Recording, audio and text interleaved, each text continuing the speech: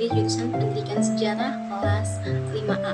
Nah, di sini saya dari kelompok 6 dan di sini saya akan menjelaskan mengenai organisasi Nahdlatul Ulama dan juga kontribusinya terhadap kemerdekaan ataupun pergerakan nasional Indonesia. Nah, awal berdirinya organisasi Nahdlatul Ulama ini merupakan tonggak awal dari berdirinya dan diberdirikan oleh Kiai Haji Hasyim Asy'ari pada tanggal 31 Januari tahun 1926.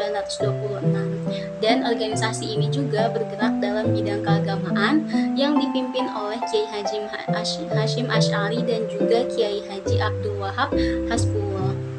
Nah, sebagai penggerak pembentukan NU ini merupakan organisasi Islam terbesar di Hindia Belanda pada saat itu yang mengalami perkembangan pesat hingga tahun 1940. Kemudian juga Nahdlatul Ulama ini merupakan setiap langkahnya selalu mengutamakan kepentingan bangsa, negara, dan sosial di atas kepentingan pribadi. Kemudian ada dasar perjuangan yang digunakan oleh organisasi Nahdlatul Ulama dalam mewujudkan kemerdekaan bangsa Indonesia itu sendiri. Adapun dasar pergerakannya yaitu menggunakan sunnah, hadis, maupun juga Al-Quran. Nah, dengan menggunakan dasar tersebut menjadi tonggak awal hukum di organisasi Nahdlatul Ulama itu sendiri. Jadi apabila ada permasalahan maka balik ke dasar hukum tersebut. Kemudian ada kontribusi dari organisasi Nahdlatul Ulama itu sendiri.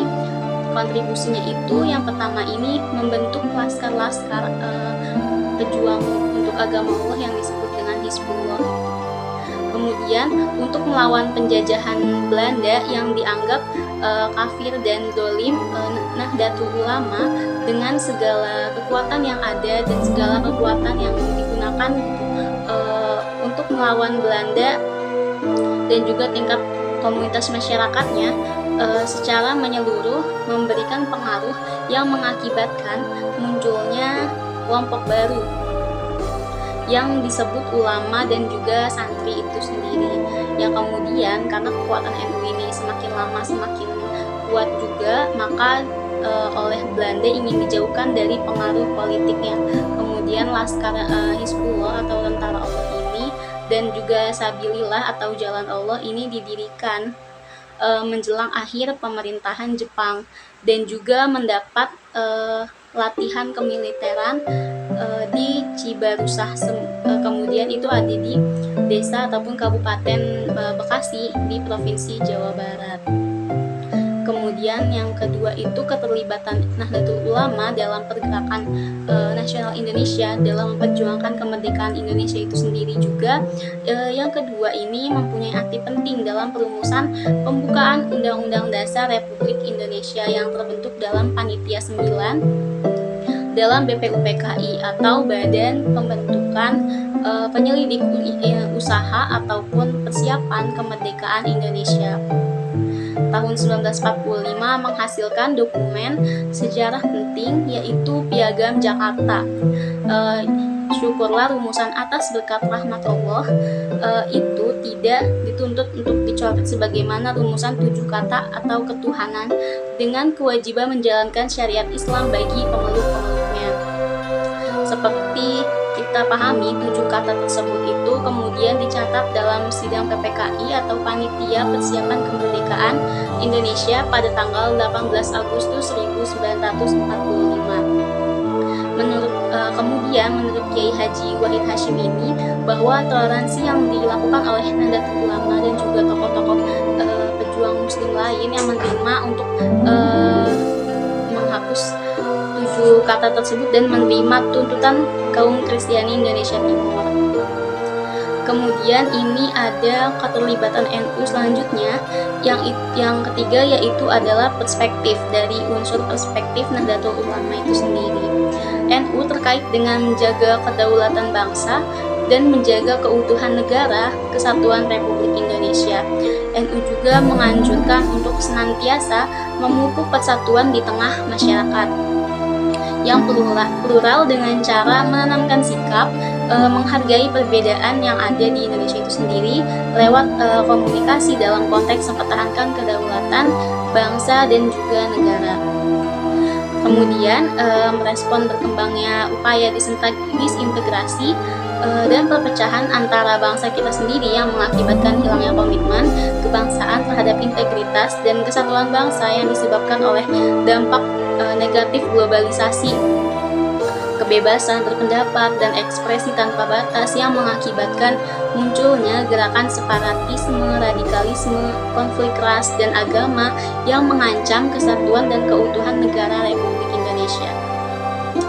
Nah, kemudian itu adalah ada film masa kini yang berkaitan dengan Nahdlatul Ulama itu sendiri. Nah, film masa kini ini yang berkaitan dengan Nahdlatul Ulama itu ada film Sang Kiai, di mana film tersebut ini mengangkat kisah sebuah perjuangan kemerdekaan dan pendiri Nahdlatul Ulama, Hadratus Syekh, yaitu Kiai Haji Hasyim Asy'ari. Film Sang Kiai ini pernah terpilih sebagai Best Foreign Language Film, film berbahasa asing di Academy Awards mewakili Indonesia. Film ini kemudian berkisah tentang penjajahan Jepang di Indonesia pada tahun 1942 yang melarang pengibaran bendera merah putih, melarang lagu Indonesia Raya berkumandang, dan juga memaksa rakyat Indonesia untuk melakukan sekirei. Nah, sekirei ini merupakan kepercayaan orang-orang Jepang pada saat itu untuk menyembah matahari, dan pada saat itu juga warga Indonesia yang mayoritas beragama Muslim menolak keras dengan adanya upacara tersebut atau sekirei tersebut untuk menyembah dewa matahari tersendiri. Kemudian Kiai Haji Hasyim Asy'ari ini sebagai tokoh besar agamawan menolak melakukan sekirei seperti yang telah dijelaskan sebelumnya karena tindakan itu menyimpang dari akidah agama Islam. Kemudian karena tindakan berani itu, Kiai Haji Hasyim Asy'ari kemudian ditangkap oleh Jepang dan menjadi tawanan Jepang. Nah, film ini diperankan oleh sederet artis ternama di Indonesia seperti Ikra Negara yang berperan sebagai Hasyim Asy'ari, kemudian ada Christine Hakim sebagai Nyai Kapu, kemudian ada Adipati Dolken yang berperan sebagai Harun, kemudian ada Agus Kuncoro yang berperan sebagai Wahid Hasyim, dan yang kemudian itu ada Ahmad Zidan yang berperan sebagai Abdurrahman Wahid Muda. Nah, pada saat itu juga pada masa pembentukan Nahdlatul Ulama ini digunakan mazhab, dan mazhab yang berpengaruh pada saat itu adalah mazhab Syafi'i.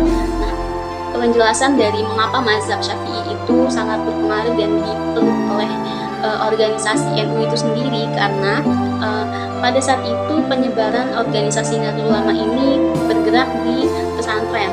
Nah, ulama-ulama dari NU, pusat NU dan yang lain juga menyebarkan agama Islam melalui jalur pesantren, dan mereka menggunakan mazhab Syafi'i karena pada saat itu salah satu mazhab yang paling mudah untuk ditemukan di Indonesia yaitu hanya mazhab Syafi'i. Bukan mazhab Hanafi, bukan mazhab Hambali, bukan mazhab Maliki, melainkan mazhab Syafi'i.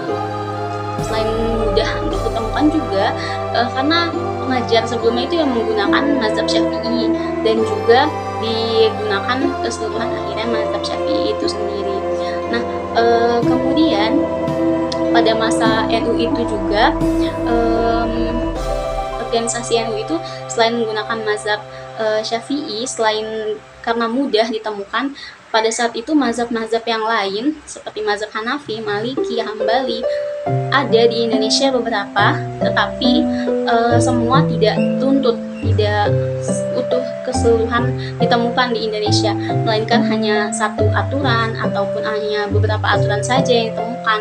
Sedangkan aturan ataupun kitab ataupun mazhab Syafi'i ini ditemukan banyak sekali sumber-sumbernya, dari fikih pernikahan, fikih pendidikan dan lain sebagainya itu telah diatur dan telah ada di mazhab Syafi'i. Nah, jadi makanya kenapa NU ini menggunakan mazhab Syafi'i, karena pada saat itu mazhab Syafi'i ini memang banyak ditemukan di Indonesia dan mudah untuk ditemukan dan dipelajari pula di Indonesia. kebaikannya itu yang bisa kelompok 6 sampaikan. Kurang dan lebihnya mohon maaf. Billahi taufik wal hidayah. Wassalamualaikum warahmatullahi wabarakatuh.